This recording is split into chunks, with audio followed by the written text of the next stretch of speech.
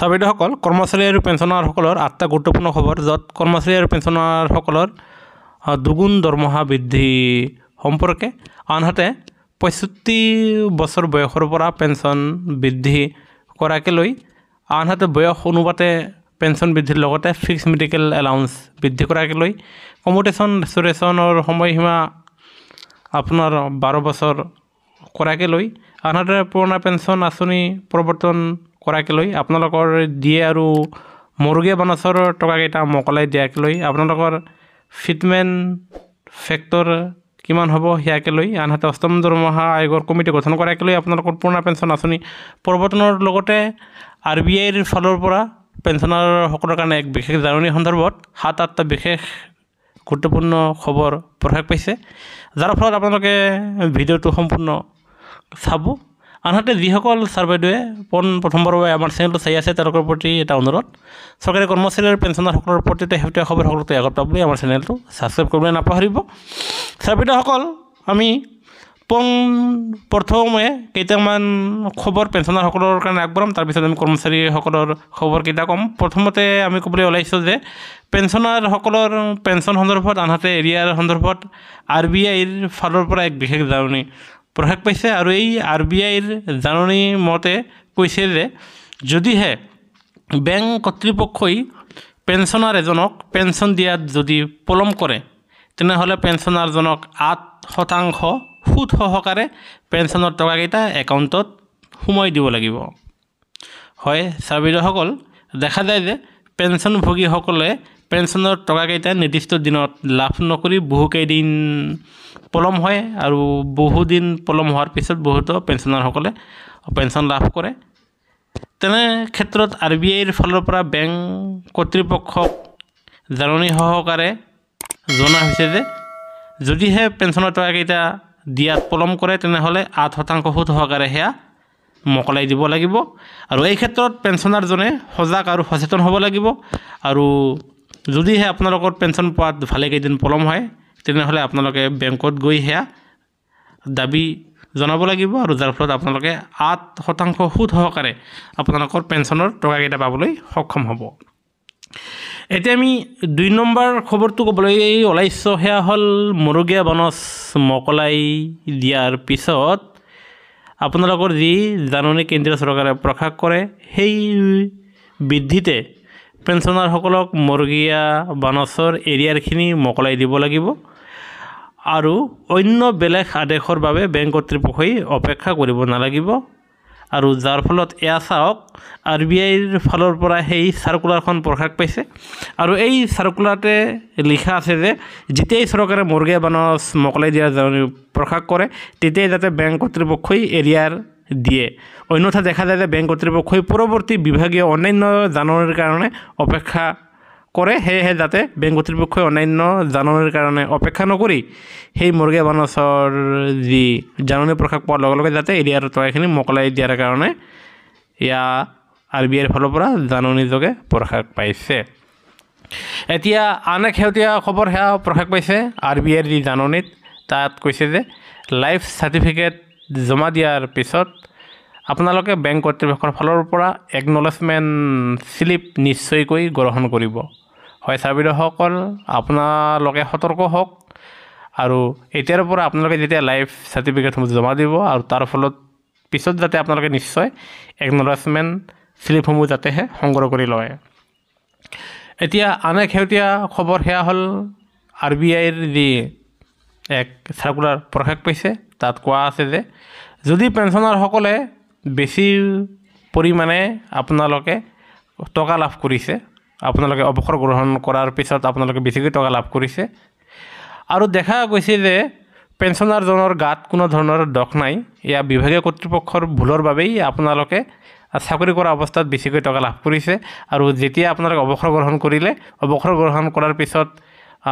দেখা গ'লে যে আপুনি বেছিকৈ কৰ্মজীৱনত টকা লাভ কৰিছিলে তেনে ক্ষেত্ৰত যি RBIৰ জাননী সেই জাননীত কোৱা হৈছে যে এতিয়াৰ পৰা সেয়া যি বিভাগৰ ভুলৰ কাৰণে বেছিকৈ টকা লাভ কৰিছে তেনেহ'লে সেই কৰ্মচাৰীৰ পেঞ্চনাৰজনৰ পৰা বেংক কৰ্তৃপক্ষই সেই টকাখিনি বেছিকৈ পোৱা টকাখিনি তেওঁলোকে ঘূৰাই ল'ব নোৱাৰিব, কিয়নো এয়া পেঞ্চনাৰজনৰ গাত নাই। এয়া নিশ্চয় ভাল খবৰ। এতিয়া এই যি RBIৰ জাননীত পেঞ্চনাৰসকলৰ বাবে আৰু ভালেকেইটা গুৰুত্বপূৰ্ণ নিৰ্দেশনা দিয়া আছে, আৰু এই ক্ষেত্ৰত যদিহে আপোনালোকক ডিটেইলছ সহকাৰে এক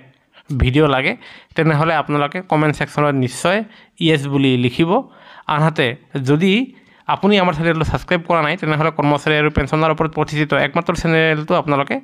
লাইক এটা দি ছাবস্ক্ৰাইব কৰিবলৈ নাপাহৰিব, কিয়নো আমাৰ চেনেলৰ যোগেদি কেৱল আপোনালোকে কেন্দ্ৰীয় চৰকাৰৰ কৰ্মচাৰী, ৰাজ্য চৰকাৰৰ কৰ্মচাৰী আৰু পেঞ্চনাৰসকলৰ প্ৰতিটো শেহতীয়া জাননী আৰু শেহতীয়া খবৰ আপোনালোকে লাভ কৰি আগতীয়াকৈ আপডেট থাকিব পাৰিব। এতিয়া আমি আপোনালোকক আন এক শেহতীয়া খবৰ দিবলৈ ওলাইছোঁ, সেয়া হ'ল পেঞ্চন দৰমহা আয়োগৰ সময়ত, আনহাতে ষষ্ঠ দৰমহা আয়োগৰ সময়ত, লগতে সপ্তম দৰমহা আয়োগৰ সময়ত বহুতো ভুল ভ্ৰান্তি আছিল আৰু যিটো পিছলৈ শুধৰণি কৰা নাছিল। সেয়েহে বিত্তমন্ত্ৰী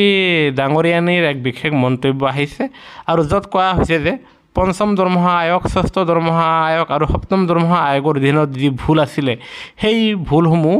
আপোনাৰ অষ্টম দৰমহাৰ আয়োগত সেয়া চালি জাৰি চাই সংগঠন কৰা হ'ব, আৰু অষ্টম দৰমহা আয়োগ গঠনৰ সময়ত যাতে পঞ্চম দৰমহা আয়োগ, ষষ্ঠম দৰমহা আয়োগ আৰু সপ্তম দৰমহা আয়োগৰ অধীনত যি ভুল হৈছিল সেই ভুলসমূহ যাতে নহয়, আৰু সেয়েহে অষ্টম দৰমহা আয়োগত আপোনাৰ নিয়াৰিকৈ সম্পাদন কৰিব। সেয়েহে ইতিমধ্যে এয়া অষ্টম দৰমহা আয়োগৰ কমিটি গঠনৰ বাবে নিযুক্তি প্ৰক্ৰিয়া চলি আছে, আৰু যাৰ ফলত অষ্টম দৰমহা আয়োগৰ কাম সম্পাদনৰ বাবে নিযুক্তি চলাইছে। এয়া চাওক সেই জাননী, আৰু য'ত শীঘ্ৰেই অষ্টম দৰমহা আয়োগৰ কমিটি গঠন কৰিব, আৰু সেই কমিটিয়ে প্ৰতিবেদন দাখিল কৰিব, আৰু বৰ্তমান সময়ত মূল্য বৃদ্ধিৰ লগত তেওঁলোকে মিলাই চাই নিম্নতম পেঞ্চন আৰু নিম্নতম দৰমহা তেওঁলোকে সঠিক কৰি অষ্টম দৰমহা আয়োগ অতি শীঘ্ৰে এয়া লাগু কৰিব, আৰু যাৰ ফলত এয়া আপোনাৰ অষ্টম দৰমহা আয়োগৰ কাম কাজ চলাই নিয়াৰ কাৰণে আপোনাৰ নিযুক্তি প্ৰক্ৰিয়া চলি আছে। এতিয়া আন এক বিশেষ খবৰ দিবলৈ ওলাইছোঁ, সেয়া হ'ল মাজতে কেইদিনমান আগতে এটা খবৰ প্ৰকাশ পাইছিল যে পেঞ্চনাৰসকলে অষ্টম দৰমহা আয়োগৰ লাভালাভ নাপাব, আৰু যাৰ ফলত এই সম্পৰ্কে বিত্ত বিভাগৰ লগতে বিত্তমন্ত্ৰীয়ানীক জনোৱাত তেখেতে জনাইছে যে এয়া সম্পূৰ্ণ ভুল তথ্য। অষ্টম দৰমহা আয়োগৰ অধীনত বৰ্তমানৰ যি অৱসৰ গ্ৰহণ কৰিবলগীয়া কৰ্মচাৰীসকল, আনহাতে কেইবছৰমান আগতে কৰা অৱসৰ গ্ৰহণ কৰা কৰ্মচাৰীসকল, আনহাতে যি অন্যান্য পেঞ্চনাৰসকলে তেখেতসকলে অষ্টম দৰমহা আয়োগৰ সুবিধা পাবলৈ সক্ষম হ'ব। এতিয়া আমি ক'বলৈ ওলাইছোঁ যে এক্সট্ৰা ইনক্ৰিমেণ্ট লাভ কৰা সন্দৰ্ভত কেইদিনমান আগতে আপোনাৰ এক বিশেষ জাননী প্ৰকাশ পাইছে, আৰু সেই জাননীত পুনৰাই কোৱা হৈছে যে 30 জুন তাৰিখে আৰু 31 ডিচেম্বৰ তাৰিখে অৱসৰ গ্ৰহণ কৰা কৰ্মচাৰীসকলে তেখেতসকলে এটা এক্সট্ৰা ইনক্ৰিমেণ্ট লাভ কৰিব। আনহাতে এই এক্সট্ৰা ইনক্ৰিমেণ্টৰ যি এৰিয়াৰ তেওঁলোকে 2023 চনৰ পৰাহে তেখেতসকলে এৰিয়াৰ লাভ কৰিব, আৰু 2023ৰ আগৰ এৰিয়াৰখিনি দিয়া নহ'ব, 2023ৰ পৰা এৰিয়াৰ লাভ কৰিব। আনহাতে 30 জুন আৰু 31 ডিচেম্বৰ তাৰিখে অৱসৰ গ্ৰহণ কৰা কৰ্মচাৰীসকলে অচিৰেই তেওঁলোকে এটা এক্সট্ৰা ইনক্ৰিমেণ্ট পাবলৈ সক্ষম হ'ব। এতিয়া আন এক শেহতীয়া খবৰ দিবলৈ ওলাইছোঁ, সেয়া হ'ল এয়া চাওক এলাহাবাদ হাইকোৰ্টৰ এক ৰায়দান, য'ত কৈছে পেঞ্চন কৰ্মচাৰীৰ অধিকাৰ, আৰু এই পেঞ্চনটো চৰকাৰৰ দান নহয়। হয় চাবিদসকল, আপোনালোকে ঠিকেই শুনিছে, কিয়নো কৰ্মচাৰী এজন তেওঁৰ সমগ্ৰ জীৱন তেওঁ চাকৰি কাৰ্যকালত অতিবাহিত কৰাৰ পিছত যেতিয়া তেওঁ পেঞ্চনৰ সন্মুখীন হয় তেতিয়া তেওঁ বহুতো বিলম্ব নাইবা অসুবিধাৰ সন্মুখীন হয়, যাৰ ফলত এলাহাবাদ হাইকোৰ্টে জনাইছে যে পেঞ্চন কৰ্মচাৰীজনৰ অধিকাৰ, এয়া পেঞ্চন দিয়াটো চৰকাৰৰ দান নহয়, কিয়নো কৰ্মচাৰী এজনে তেওঁ চাকৰি কৰিলে তেওঁ পেঞ্চন পাবই, সেয়া পেঞ্চনাৰৰ অধিকাৰ। এতিয়া আমি ক'বলৈ ওলাইছোঁ যে যি কমিউটেশ্যন ৰেষ্টৰেশ্যনৰ সময়সীমা আপোনাৰ 15 বছৰ আছে, সেই 15 বছৰৰ ঠাইত চৰকাৰে অচিৰেই কমিউটেশ্যনৰ সময়সীমা 12 বছৰ কৰিব, আৰু এই সন্দৰ্ভত এক বিভাগীয় জাননী প্ৰকাশ পাব, আৰু যাৰ ফলত এয়া সমগ্ৰ দেশতে প্ৰযোজ্য হ'ব, আৰু তাৰ কাৰণে আপোনালোকে আৰু কেইদিনমান অপেক্ষা কৰিব লাগিব নিশ্চয়কৈ। এতিয়া ক'বলৈ ওলাইছোঁ ফিক্স মেডিকেল এলাউন্সৰ কথা। আপোনাৰ যি চৰকাৰসকলে কৰ্মচাৰীসকলে ফিক্স মেডিকেল এলাউন্সৰ অধীনত 1000 টকাকৈ লাভ কৰি আছে, তেওঁলোকৰ ফিক্স মেডিকেল এলাউন্স আপোনাৰ 3000 টকা কৰিব বুলি জনা গৈছে। আনহাতে বয়স অনুপাতে যি পেঞ্চনাৰসকলৰ পেঞ্চন বৃদ্ধিৰ দাবী উপস্থাপন হৈ আছে, তেনে ক্ষেত্ৰত দেখা যায় যে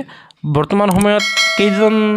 মানুহ আপোনাৰ 80 বছৰলৈকে জীয়াই থাকে। সেয়েহে যদিহে পেঞ্চনৰ আচল লাভালাভ চৰকাৰে পেঞ্চনাৰসকলক দিব খোজে তেনেহ'লে 65 বছৰ বয়সৰ পৰা 5% পেঞ্চন,